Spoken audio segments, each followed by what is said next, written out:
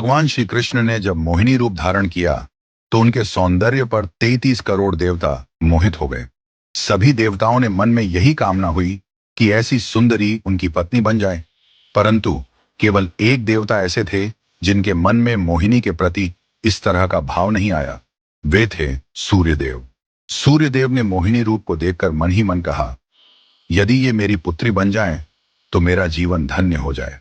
सूर्यदेव की इस भावना को समझकर भगवान श्री कृष्ण ने उनकी ओर कटाक्ष किया और संकेत किया कि उनकी इच्छा पूर्ण होगी। समय बीतने के बाद सूर्यदेव ब्रजभूमि में वृषभानु महाराज के रूप में अवतरित हुए। वृषभानु जी ने तपस्या की और ब्रह्मा जी से प्रार्थना की कि उन्हें ठाकुर जी की पुत्री के रूप में प्राप्ति हो। ब्रह्मा जी ने उनकी प्रार्थना को श्री हरि तक पहुंचाया। ठाकुर जी ने विचार किया कि वे नंद, यशोदा और देवकी वासुदेव के यहाँ पुत्र के रूप में जन्म लेने वाले हैं, लेकिन प्रेम की स्थापना के लिए एक विशेष अवतार लेना होगा। ठाकुर जी ने अपने रूप को दर्पण में देखा और उस दर्पण में उन्हें ऐसा रूप दिखाई दिया जो स्वयं ठाकुर जी को भी मोहित कर गया। यह रूप ठाकुर जी का ही स्त्री रूप था। उन्होंने इस रूप को स्थिर किया और लक्ष्मी जी के वस्त्रों, आभूषणों और श्रृंगार सामग्री का उपयोग करके इस दिव्य स्वरूप को सजाया। जब यह स्वरूप पूर्ण हुआ तो ऐसा प्रतीत हुआ मानो सूर्य और चंद्र का एक साथ मेल हो गया हो।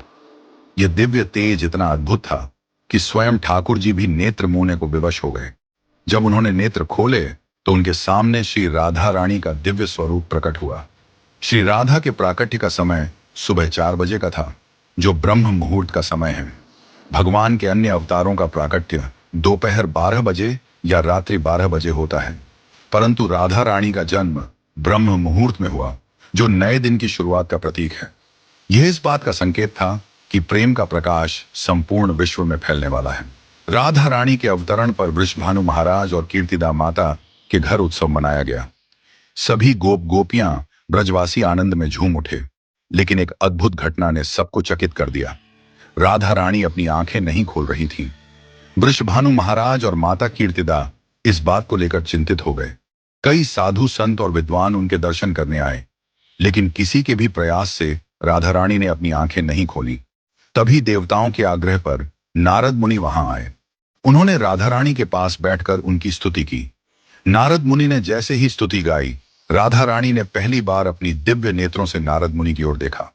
उस समय राधा रानी का स्वरूप ऐसा था मानो मृग नयनी सुंदर बालिका अपने पालने से झांक रही हो। यह दृश्य देखकर नारद जी आनंद से झूम उठे। उन्होंने अपनी वीणा और करताल बजाकर कीर्तन प्रारंभ कर दिया और गाने लगे, जय राधे जय वृंदावन वासिनी। वृषभानु महाराज यह अद्भुत दृश्य देखकर भाव विभोर हो गए। उन्होंने राधा रानी को प्रणाम किया और स्वयं को धन्य माना। उन्होंने अनुभव किया कि उनकी पुत्री कोई साधारण बालिका नहीं, बल्कि साक्षात देवी हैं। इस प्रकार श्री राधा का अवतरण प्रेम की स्थापना के लिए हुआ। ठाकुर जी ने ज्ञान, धर्म और वैराग्य की स्थापना के लिए कई अवतार लिए, लेकिन प्रेम की स्थापना के लिए श्री राधा का अवतरण हुआ।